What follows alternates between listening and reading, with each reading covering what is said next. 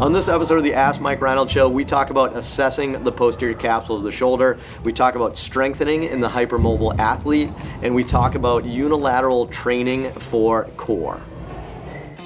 The Ask Mike Reinold Show. Helping people feel better, move better, and perform better.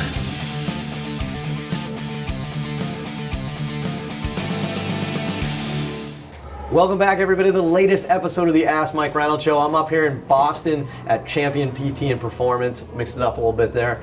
And we are here with another awesome episode. Joined by Lenny Macrina, Dan Pope, Dave Tilley, our University of Kentucky All-Star, Travis Stepp. Not even a nickname, because you know what? He's an all-star.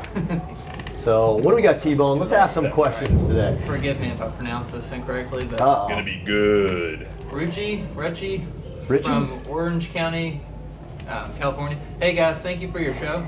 My question is, how do you identify shoulder posterior capsule instability versus internal rotation tightness? Whoa. Wait a minute. I think he means posterior capsular tightness. Instability? It says instability? Can you say that again? Okay. Hey guys, thank you for your show. My question is, how do you identify shoulder posterior capsule instability versus internal rotation tightness? Okay. All right. We're two different worlds. All right. So why don't we rephrase the question there? Why don't we just say, like, how do we differentiate between posterior capsular tightness or hypermobility and internal rotation tightness or hypermobility? So we'll answer kind of both of that because it's the same answer. Yeah. Right? What do you think, Len? You want to start this one? I'll LenMacPT.com. assess the joint and do some joint play. Obviously, the patient history is going to tell me a lot if they're subluxing or dislocating or not.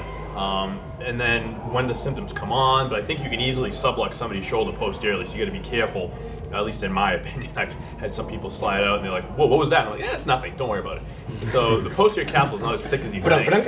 But and then if they're tight, they're going to be limited in range of motion. So if you're tight, you're not going to be hypermobile, so to speak, typically, unless you have muscular tightness. So Yeah, I would say, yeah, I mean, obviously, probably Dan and I have learned all of it from you guys, and we probably feel the same way. It's what they tell you, like they go to push a door open, and they're like, I feel something weird in my shoulder, or like I fell or something like that. Yeah. If they're not screaming that and they're subjective, there's like the back of my shoulder hurts, you're probably not going to be really worried about accessory motion. But when you slide somebody and you put them in the plane, you can really feel people move a lot. And then some people who are athletes here, I have athletes that do a lot this way. If I put them in that position and I try to slide them back, and they're like, whoa, that reproduces. I kind of know it's probably more instability based. I like that. So that's a little bit about the mechanism, a little bit about how they hurt and stuff.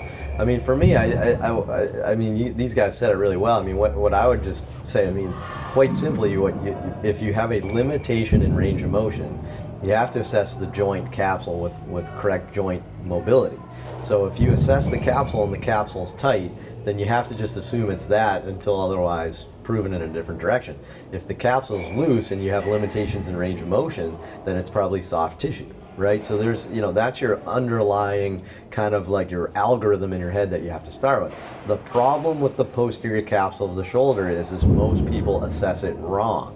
And we've even found this. We did I remember we were doing this almost 20 years ago down in Birmingham, or 15 years ago down in Birmingham with Kevin. And I was literally going through all my textbooks from college from, the years before to try to see every picture of how they tell you to assess the posterior capsule. And almost all of them are telling you how to do it wrong. Because when you're lying on your back, they're going with a straight PA mode, which might be fine in the world of false and Frank Netter or whatever, I don't know, something in that fashion. But when you lie on your back, you have the glenoid plane, right? So your plane of your scapula is sitting at an oblique angle. So if you're doing a PA move, you're just hitting the humeral head into the glenoid. You have to, like Lenny was kind of saying, you have to do it right, and you have to kind of make sure you're doing it in the right plane of motion.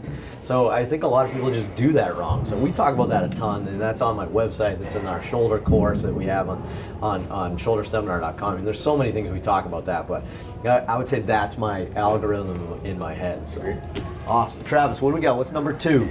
Sarah from Flushing, New York. I've heard from gymnasts that they tend to avoid hamstring strengthening for fear that muscle bulk will decrease their hamstring flexibility. However, we know that lack of eccentric hamstring strength when jumping can lead to a hamstring strain. I've seen some research supporting how eccentric hamstring strength does increase hamstring flexibility.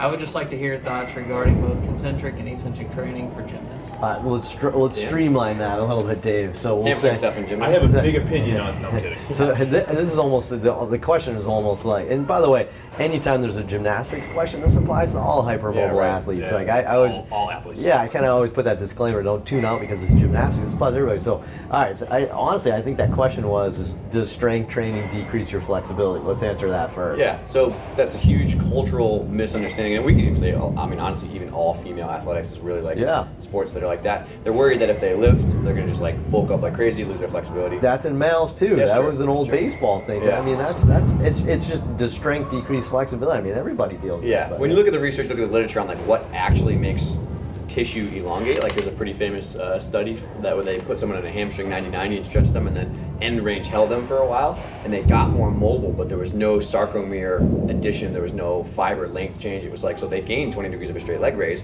but they didn't get tissue length, which was just end range nociception, desensitization, and comfort of stretching. Like they got more there because of neural stuff, right?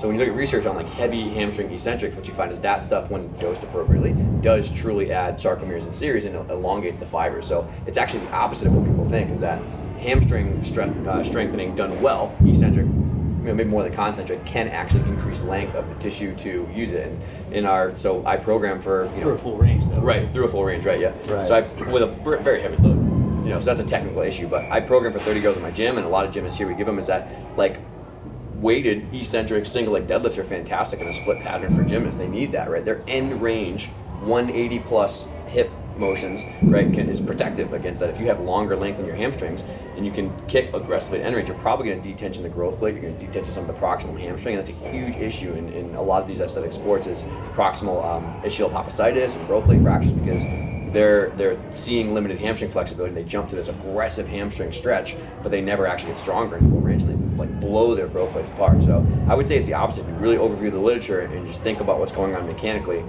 that, and then if you have someone who's ragingly anterior tilted, you're in the whole complete boat anyway. So like you could hamstring strengthen someone all day, but if they're got other issues, like it's important to look at everything. So great answer, and I get it. Strength training is important, right? Mm-hmm. So answer me the question though: does strength training make you tight or lose flexibility?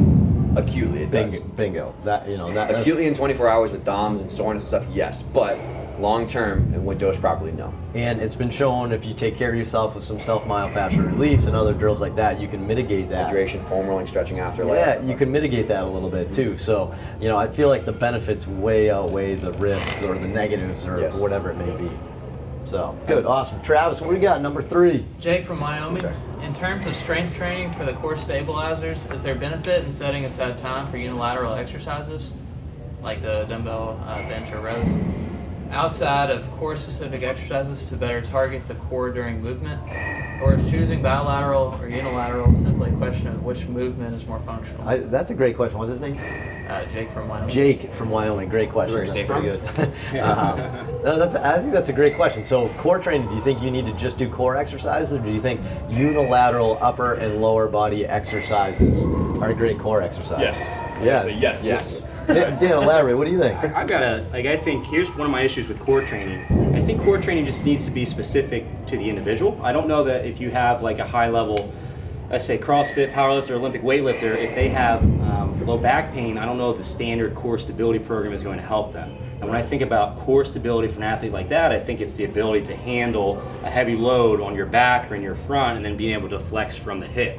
And that's a completely different thing than just the everyday activities someone may go through.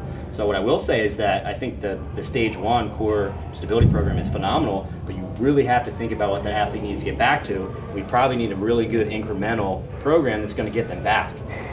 So I would say when it comes to core stability, that's going to be incredibly important and probably almost completely necessary depending on the athlete that's in front of you. It's a baller answer. Fantastic. I mean, I feel like core stability exercises, it's almost like retraining or re-education of the core, that type of thing. In rehab, we're super guilty of doing basic exercises and making them advanced, but they're still basic. Like, I don't care if you're standing on a Bosu and juggling or something like that. That's an advanced basic exercise. It's still basic, right? So we think that's like advanced, aggressive, functional, core training, but that's still just, core training is about like re-education of that. Like Dan said, it's about being able to stabilize the core while the body moves. And whatever functional movement pattern is to you, I think that is fantastic. Yeah. So I actually think, to answer, what was his name again? Jake. I wanted to know his name because it was a good question. It's such a good question. Is doing like a single arm, bench press, like doing single leg exercises, single leg rows. I think those are super awesome because that is functional core to me, right? But now there's one caveat though. If you think that's functional strength training and you're the guy that says I will never bilateral train, I will never bilateral squat, then I think that person's missing the boat too. Yeah. I think you got to put the two together. You can't just give someone a bunch of like unilateral pressing exercises if they want to get back to a bilateral movement. It's just probably not. Or if you want to look jacked at the beach, then single arm bench is not it's not your goal. It just depends on what your goal is, right? So if you're looking for certain goals, you got to do certain things. So the way we integrate them is we'll include like the big movement patterns, the squat, the deadlift, the press, whatever it may be. We include those things, and then maybe our accessory work or our functional work will also do some single leg and single arm type stuff. And I think that's a much more functional way to do it. Awesome. Good. Awesome. Thank you so much, guys. Another great episode. Great questions. Keep them coming.